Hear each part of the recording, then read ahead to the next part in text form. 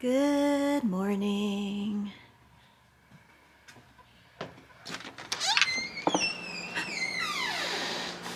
Hello. Hi. What are you up to? Smelling your soaps. Oh, do you have a favorite out of the 3 that I made? One.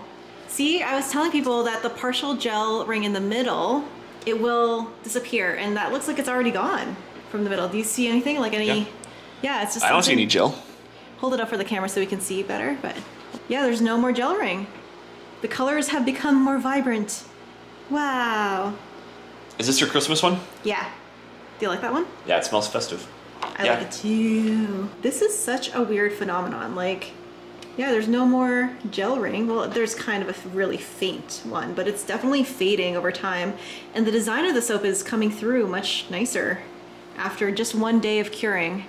So what are your thoughts on this soap when you first smelled it? I think it smells really great. It's got the ocean scent, but kind of more of a fresh ocean scent. I really like that. Really like that fragrance oil.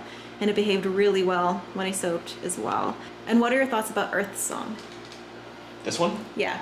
Are you a patchouli fan? The smell isn't as potent as this one. The smell isn't as strong. Yeah. Fruitiness. Yeah, like citrus. Like, does he smell the lime? Reminds me of like fruitcake, the color and the smell. Interesting. Do you smell lime and lemongrass and orange? Yeah. Orange and citrus. Yeah. Awesome. Citrus notes. Yeah. Exactly what I was going for. Yeah. Yep. And here is Kale's thoughts on the holiday soap. Yeah, it smells like a warm holiday cozy cabin. Yeah. Is there a hint of mint in there? Mint, but like a sweet mint? Like a vanilla mint? Like a marshmallow? Frankincense. Interesting. Warm holiday vibes. Yeah. And good holiday coloring too. Yeah. It was garbage day today, and so we had to bring our bins back down into the studio. Yep. And Kale helped me out with some totes we put our mail in those totes. So he was helping me put those totes back. But now I'm heading back upstairs because we have some packages, right, Kale? Just running off. You're so weird. Little Christmas goblin. Hey, Gibson. We got this in the mail, and we got these 2 fun packages also in the mail. What do you think is in there? I have an idea. I think this is in relation to the coffee spill controversy of 2023. Gibson's excited for it. Woo! Oh, look at that. A nice, what do you call these? Splitters? I don't know. Extenders, splitters, yeah. Hopefully it's well made. With 4 USBs. Yes, you're mentioning that. Yep. Very nice. What do you think, Gibbs? For those wondering why our fireplace or our electrical fireplace is off of the wall, because the one that we did have there stopped working. But when we bought this house, there was a second electrical fireplace that they had down in the basement that we have brought up, but the brackets were different. So we've gone on this whole adventure trying to get this electrical fireplace up on that wall. And that's what this bracket is here. So hopefully it'll work out because it's nice to have a fireplace going for Christmas. Those are our stockings. This is Kale's that he got. How old were you, Kale, when you got this stocking? Baby. I guess I was almost 1 because I wasn't around the first Christmas I should have been around. Yeah, Kale was late. And they didn't know if I was a boy or girl, so they didn't know my name. So, yeah, I got that when I was almost 1. And here's my stocking. My family never really did stockings, so this is something new that Kale's family introduced me to. And so I got this from Kale as a gift, and it has a cat on it because I love cats. Speaking of cats, here's a really cute cat just sleeping away. So welcome back to the studio, and for today's video I'm actually not planning on making anything. Today is a inventory day, meaning I'm going to count my inventory. It's going to be a quick count, but the reason why I need to count it is because I have some orders on the board and I need to prepare for whether or not I need to make more stuff to fulfill those orders, but also prepare for the upcoming week because my goal is to stock my inventory so I'm not scrambling all the time. So So let's go ahead and do that.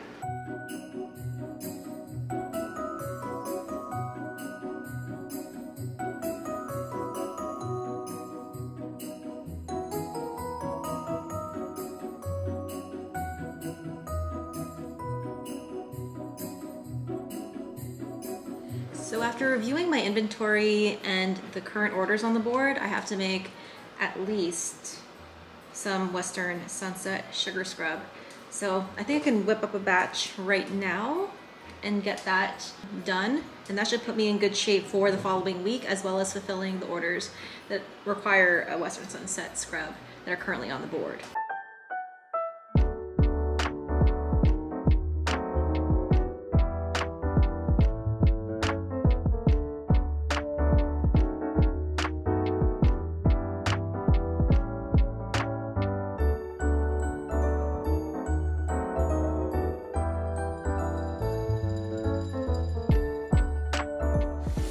So we have our Western Sunset Scrub all whipped up and smelling amazing.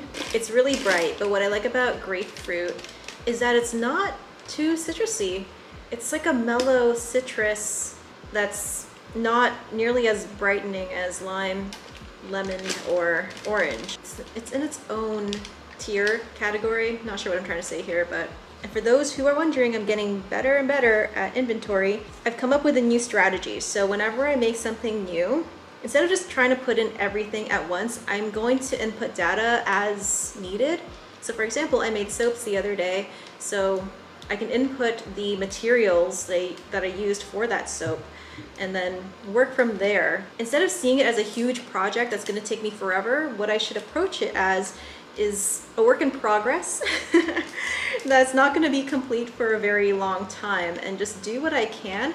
Otherwise, when I look at the inventory system as a whole, it paralyzes me with how much work there is, and it's just overwhelming. And I went through this with Crafty Base, and now I'm going through it again with Inventora. The thing about my situation now versus before is that I'm working with suppliers that weigh their materials in pounds and ounces. It was a lot simpler when I was working with kilograms and grams. It's a very tedious business task that I hope to someday delegate to somebody else, but I'm not at that stage yet. Hopefully by the time I am at that stage, it will already be ready for someone to just swoop in and take over.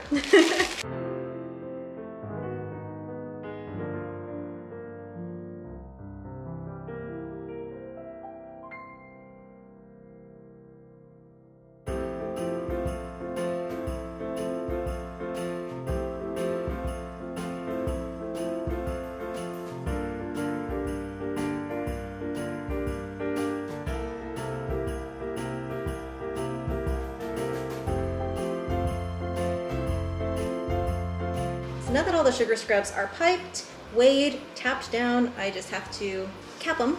But before I do that, I like to clean out or clean up the rims so that the product is neater when I put the caps on. After this, Kayla and I are going to head into town to watch our nieces and nephews sing in another Christmas concert, different from the other Christmas concert that we watched, but oh my gosh, these are so much fun. If you can get yourselves to a Christmas concert, what a good time that is. It's so wholesome, and Kayla and I had never done anything like that when we lived in Canada, so we're really thankful to have these experiences with our nieces and nephews. Whatever chance we get to interact with them and be with them and support them, we are there. And they're awesome kids. And we're also going to do a little bit of grocery shopping, which I'll take you guys, build a sugar scrub tower here. I've been giving a lot of YouTube channel advice to soapers, to people outside of my niche, and I'm amazed at how many people are interested in this whole subject of creating a YouTube channel. It's not for the faint of heart, I can tell you that, but it's exciting to know that there's other soapers that want to get into the space and make a go of it. But I'm telling you now, it might be more than 3 years now, it might be my 4th year of doing YouTube, and I don't know if I fully understand the algorithm yet. I think it's completely unpredictable sometimes which videos will take off. Like, I have somewhat of a clue which topics are going to be more interesting to the people that watch me versus others. But I think one piece of advice that's pretty good is be consistent, because you might not get your views right away, but if you continue to do it, and I talked about this in Instagram, it's like a compounding effect. Like every little thing that you do might not seem like it makes a big impact, but all together, down the road, 4 years from now, it'll probably contribute to a big thing that comes your way. An opportunity that you would not otherwise have been able to get if you chose not to start filming yourself making sugar scrubs. I have a long game mentality when it comes to any of this, and just enjoying the journey instead of getting wrapped up in money and metrics. And I think I'll go into this in another video, but I do want to talk about where I see this channel going, the direction that I see myself moving towards in 2024. I think you guys will like it, because I've tried a lot of different things in 2023. It was a year of experimentation. For those who follow my channel and watch my videos, might have noticed that I have switched up my styles. I have tried different things, different upload frequencies, different video lengths, different video topics, different thumbnails. Basically, I was trying to figure out what works and what my audience likes. And now that we are reaching the end of 2023, I think I have a good idea, and that is what's going to drive 2024, is a focus on you guys, on what my audience wants to see. And I think I have some really great topics in mind for the videos that I'm going to put up in 2024, but more on that later in future videos. My sugar scrub tower and a little bit of extra sugar scrub here. I've ordered really small jars to start putting this extra product in them to send out as samples in orders, and that's definitely going to happen in 2024. If I get the jars sooner than that, then that might happen sooner. I have a big soap release dropping, not a big soap release, I have a soap release dropping December 18th, and if the little jars are in by then the people who put in that order will get a little sample of something, because there was a comment that I got that people want to try my stuff out, but they're just unsure of the scents. I totally get that. Scent is everything when it comes to, at least my company, but for most soap companies, for most bath and body companies, it's the scent that makes or breaks products, so I get that. And I'm hoping to provide that for you guys, like a little sample pack that you can purchase or slip in a little sample for free when you order from me.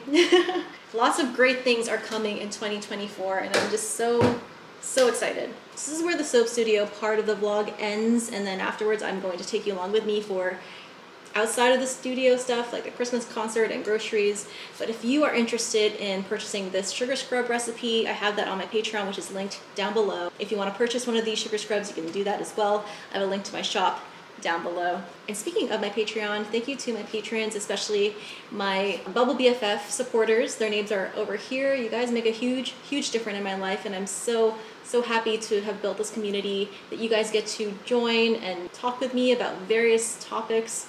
I've been enjoying that so much. I've been going on 2 years now of having the Patreon, and I have no regrets. It's so much fun. I love talking with you guys, and I love that there's a place that I can go to for all of that. And you might find if you email me, I might not respond to that. I get so many emails from so many different places that if you really want to contact me, that's the place to do it, and you will get a guaranteed answer. But I hope you enjoyed today's video. Like I said, stick around if you want to see some footage outside of the studio. But until the next video, keep smiling, keep being awesome, and I'll see you in the next one. Bye, guys. Oh, look at our dinner. We're having some cod with some spices on top. Oh, this is gonna be so good. You got a message on your phone. Something arrived? There was a message that came in. I saw it on your... You're not supposed to see that message. I know. I just happened to glance down and it was there. I'm sorry.